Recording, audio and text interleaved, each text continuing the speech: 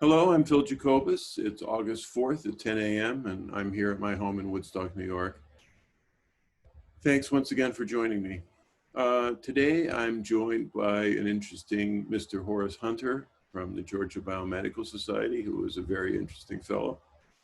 But before we join Horace, let me share a couple of the latest news items that are appearing in Healthcare Business News online. First, you see that HIMSS has pushed back its 2021 show from the springtime to August due to the coronavirus. This is not a surprise, I guess, and all paid registrants for HIMSS 2020 will be transferred to HIMSS 2021, you see. Next, you see a story, a controversial story, where the Trump administration is accused of overpaying Philips by $500 million for ventilators.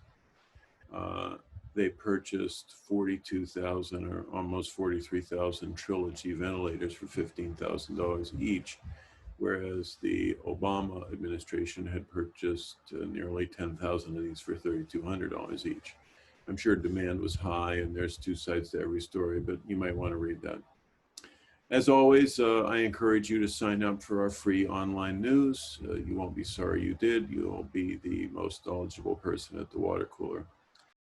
As promised, and now I'd like to introduce Horace Hunter. Horace, hello, and say hello to everyone in our audience. Hey Phil, how you doing?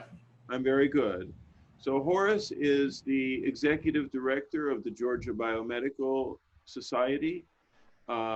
He's a retired Army veteran where he served as a biomedical engineer in the Army, in the United States Army. And Horace, how long have you been in the biomedical industry? Phil, I've been in biomed field for over 40 years now. And how many of those years were you in Georgia?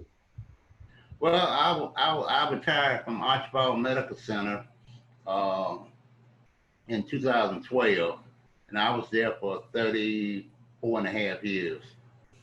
I see. So a long time. You've been in Yeah, Georgia a long time. yeah. You're a regular Georgia peach. So, Okay, all right. so Horace, tell me, every year you have an event in August. Uh, what are your plans for the August event?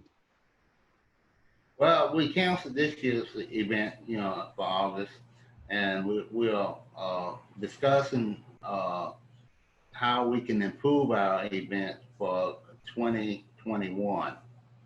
And virtually, I mean, basically, we just gonna do the same thing, but we'll do it bigger and better, and hopefully get it. We got a whole lot more time to get it organized.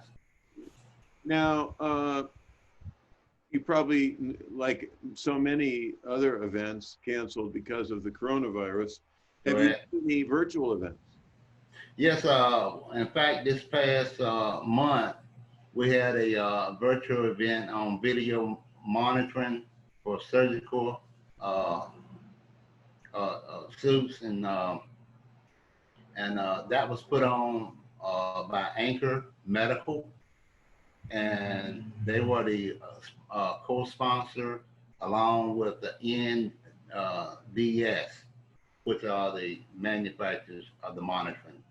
I And see. we had about 35 to 40 participants in that event. So that was both educational, little bit of social in there as well, probably. Correct. Yes. So, how are things? Is there a protocol for how the different members of the society are helping each other? Is it informal? How does it work? Feel it's very informal. Of course, our society group is based on individual needs, and if someone needs something, then all they have to do is ask for it.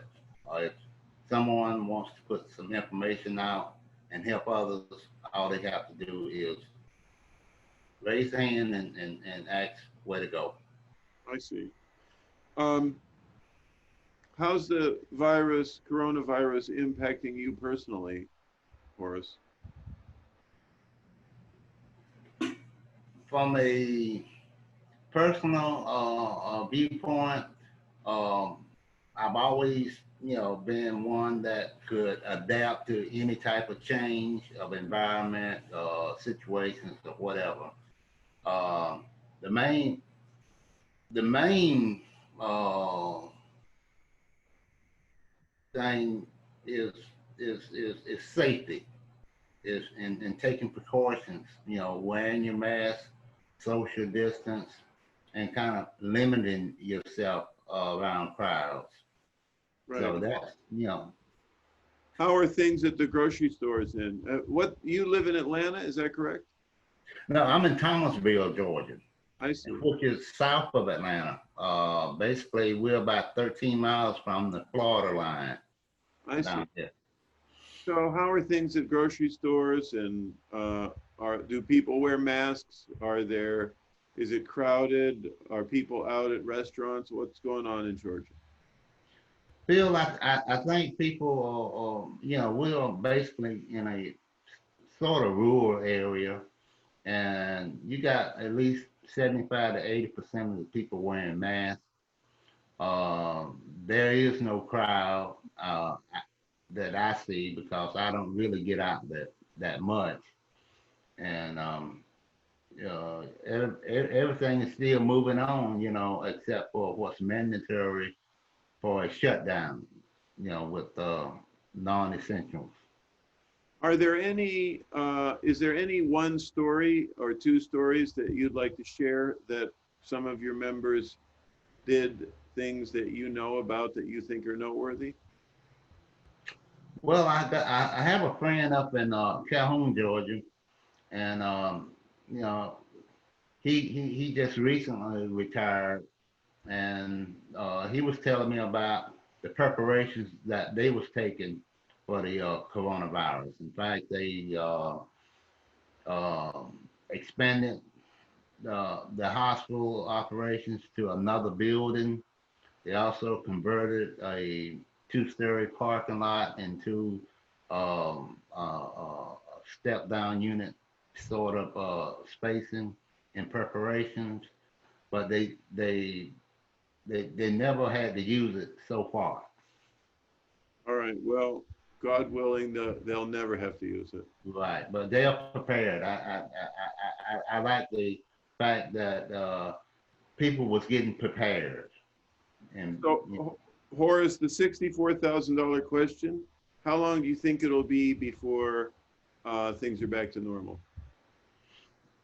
my Any, guess, yeah, just your, if God's willing, next year, okay.